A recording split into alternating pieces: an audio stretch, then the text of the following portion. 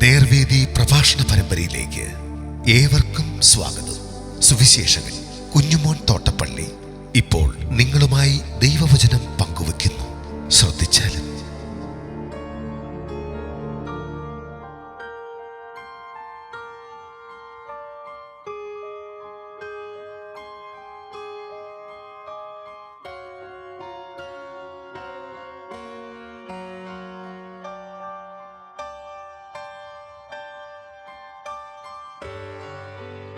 യഹെസ്കേൽ പ്രവചനം 19 അധ്യായം ഞാൻ വായിക്കുന്നത് ശ്രദ്ധിച്ചാലും.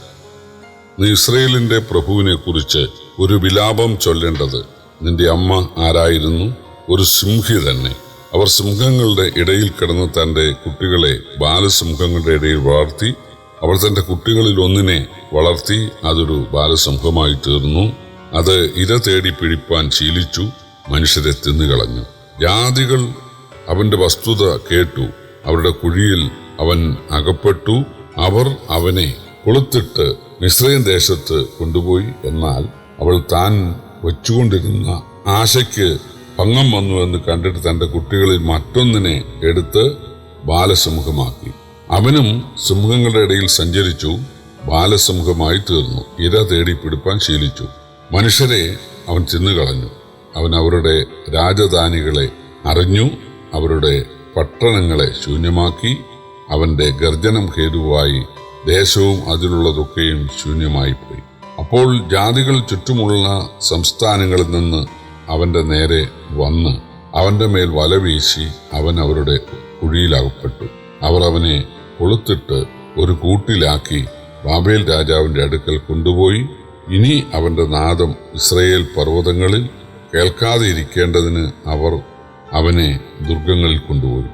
നിന്റെ അമ്മ മുന്തിരിത്തോട്ടത്തിൽ വെള്ളത്തിനരികെ നീട്ടിയിരിക്കുന്ന മുന്തിരിവള്ളി പോലെയാകുന്നു. വളരെ വെള്ളമുള്ളതുകൊണ്ട് അത് ഫലപ്രദവും തഴച്ചതുമായിരുന്നു. അതിൽ അധിപതികളുടെ ചെങ്കോലുകൾക്കായി ബലമുള്ള കൊമ്പുകൾ ഉണ്ടായിരുന്നു. അത് തിങ്ങിയ കൊമ്പുകളുടെ ഇടയിൽ വളർന്ന് പൊങ്ങിയിരുന്നു. അത് പൊക്കം കൊണ്ടും കൊമ്പുകളുടെ പെരുപ്പം കൊണ്ടും പ്രസിദ്ധമായിരുന്നു. എന്നാൽ അതിനെ ക്രോധത്തോടെ പറിച്ച് നിലത്ത് തള്ളിയിട്ട് കിഴക്കൻ കാറ്റ് അതിന്റെ ഫലം ഉണക്കിക്കളഞ്ഞു. അതിന്റെ ബലമുള്ള കൊമ്പുകൾ ഒടിഞ്ഞ് ഉണങ്ങിപ്പോയി തീക്കിരയായി തീർന്നു. ഇപ്പോൾ അതിനെ മരുഭൂമിയിൽ ഉണങ്ങി വരണ്ട നിലത്ത് നട്ടിരിക്കുന്നു. അതിന്റെ കൊമ്പുകളിലെ ഒരു കോലിൽ നിന്ന് തീ പുറപ്പെട്ട് അതിന്റെ ഫലം ദഹിപ്പിച്ച് കളഞ്ഞു. അതുകൊണ്ട് ആധിപത്യത്തിന് ചെങ്കോലായിരിക്കാൻ തക്ക ബലമുള്ള കോൽ അതിൽ നിന്ന് എടുപ്പാൻ ഇല്ലാതെ പോയി. ഇതൊരു വിലാപം, ഒരു വിലാപമായി തീർന്നുമിരിക്കുന്നു. യഹെസ്കേൽ പ്രവചനം 19 അധ്യായവും ഒരു ഉപമയാണ്. ഇസ്രയേലിന്റെ നിലവിലെ സ്ഥിതി അവതരിപ്പിക്കുകയാണ്. അത് ഇസ്രയേലിന്റെ പതനത്തെക്കുറിച്ചുള്ള വിലാപമാണ്. യഹൂദ സിംഹിയായ അമ്മ വളർത്തി വലുതാക്കിയ ബാലസിംഹം മനുഷ്യരെ ഇരയാക്കിയതറിഞ്ഞ പുറജാതികൾ കുഴിയിലാക്കി മിസ്രയീമിലേക്ക് കൊണ്ടുപോയി. അതായത് ഇസ്രായേൽ മക്കൾ രാജാവ് ഉൾപ്പെടെ മിസ്രയീമിൽ രാജാവിനെ അഭയം ചൊല്ലി ബാബേൽ രാജാവിൽ നിന്ന് ഞങ്ങളെ രക്ഷിക്കണം, കഴിഞ്ഞ ക്ലാസ്സിൽ നമ്മൾ ചിന്തിച്ചതാണ്. എന്നാൽ അമ്മ വളർത്തി വലുതാക്കിയ ആ ബാലസിംഹം അത് ജാതികളുടെ വലയിൽ കുടുങ്ങിയപ്പോൾ അമ്മ മറ്റൊരു ബാലസിംഹത്തെ വളർത്തി വലുതാക്കി. പക്ഷെ അവനും മനുഷ്യരെ കൊന്നു തിന്നാൻ തുടങ്ങിയപ്പോൾ അവന്റെ ഗർജനം കേട്ട പുറജാതികൾ വന്ന് അവനെയും കുഴിയിൽപ്പെടുത്തി ബന്ധിച്ച് ബാബേലിലേക്ക് കൊണ്ടുപോയി എന്നാണ്. അപ്പോൾ ഇസ്രായേൽ മക്കൾ ശേഷിച്ചിരിക്കുന്ന ആളുകളും ബാബേലിലേക്ക് അടിമകളായി പോകാൻ പിടിക്കപ്പെടും എന്നാണ് പറഞ്ഞത്. അമ്മ വെള്ളത്തിനരികെയുള്ള മുന്തിരിത്തോട്ടമായിരുന്നു.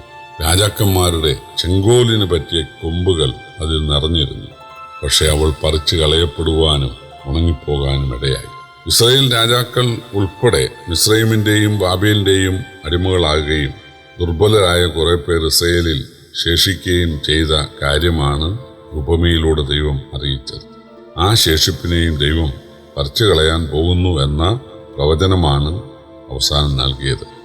യഹെസ്കേലിലൂടെ ഇസ്രായേലിന് വരാൻ പോകുന്ന പതനത്തെ ദൈവം നൽകിയെങ്കിലും ഇസ്രായേൽ മാനസാന്തരപ്പെട്ടില്ലെന്നുള്ളതാണ് സത്യം.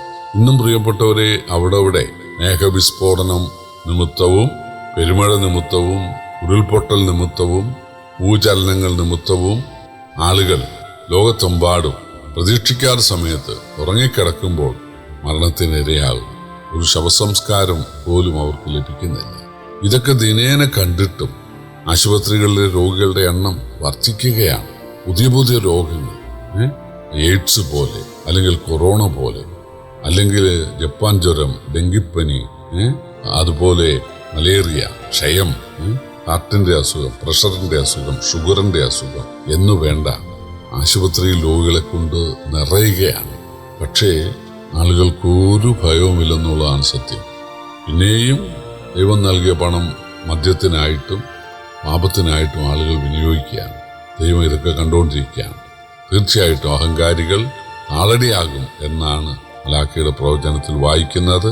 ദൈവം ചെയ്യുന്ന ഈ സൂചനകൾ കണ്ട് മാനസാന്തരപ്പെട്ട് ദൈവത്തിങ്കിലേക്ക് തിരിയുവാൻ, ദൈവം തന്റെ പുത്രനെ ഭൂമിയിൽ അയച്ച് കാൽവറിയിൽ തകർത്ത് രക്ഷാമാർഗം ഒരുക്കിയതിനെ അംഗീകരിച്ച് യേശുവിന്റെ ശിഷ്യരാകുവാൻ, വരുവാൻ പോകുന്ന ഭീകരമായ ന്യായവിധിയിൽ നിന്ന് വിടുതൽ നേടുവാൻ ദൈവം ആളുകളെ സഹായിക്കട്ടെ. നമുക്കതിനായി പ്രാർത്ഥിക്കാം.